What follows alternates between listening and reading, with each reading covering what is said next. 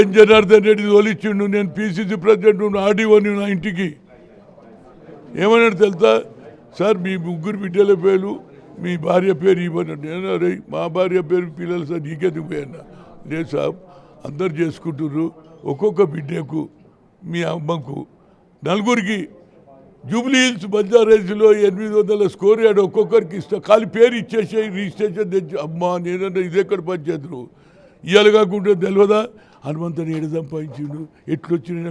ఇప్పుడు చూడు అన్ని కేసులే నడుస్తున్నాయి, నాకే కేసు లేదు. కానీ బీజేపీ బీఆర్ఎస్ ఎంబడి కొట్లాడిన కేసులు ఇంకా నడుస్తూనే ఉన్నాయి. అయినా నేను తిరుగుతున్నా. అంబేద్కర్ను కూలగొడితే నేను ఒక్కనే తిరిగినా పట్టించిన, దాని మీద ఇంకా కేసు అంబేద్కర్ స్టాచ్యూ ఎరెక్ట్ అయిపోయింది కానీ కేసు మాత్రం నడు. నేను భయపడమ్మా, ప్రజల పక్షాన్ని ఉంటే బాగున్నామా అంటే సంతోషం. ఇప్పుడు హెల్మెట్ల గురించి ఎవడని చేసిండా, నేను భర్త పెట్టుకుంటుండు కానీ భార్య వెనక పెట్టుకుంటాను, నువ్వు కూడా పెట్టుకో, నీకు దండం పెడతా, లేకపోతే నెత్తికి మలుగుతే పోయినట్టే. కనుక ప్రజల గురించి చేస్తున్నా. రైట్.